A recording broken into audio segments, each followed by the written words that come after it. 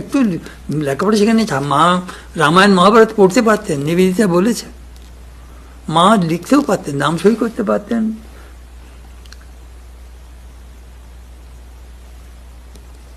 আমাদের রামময় মহারাজ স্বামী গৌরীশ্বরানন্দে ঠাট্টা করে বলতেন, মা প্রথম ভাগ বর্ণ পরিচয় প্রথম ভাগ শেষ করে যখন দ্বিতীয় ভাগ শুরু করলেন, তখন ঐক্য, মাণিক্য, কুবাক্য,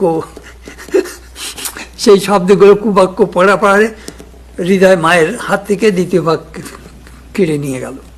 বলে না না না না, মেয়েদের লেখাপড়া শেখা উচিতই নয়। ও লেখাপড়া শিখলে ও কোন পুরুষ দিগকে সব লাভ লেটার পাঠাবে, তারপরে নাটক নোবেল পড়বে। ও নো, মেয়েদের এই সমস্ত পড়া উচিত নয়। মায়ের লেখাপড়া ওখানে ইতি হয়ে গেল।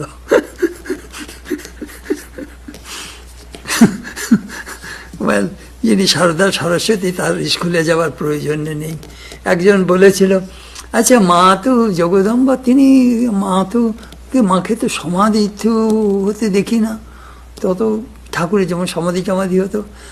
শান্তানন্দ যে বলেছিলেন, তোমরা মাকে অত ছোট করছো, মা কি অর্ডিনারি সাধিকা যে তার সমাধির প্রয়োজন? মা হলেন স্বয়ং জগদম্বা, তিনি সমাধি দেন, তার সমাধির প্রয়োজন নেই।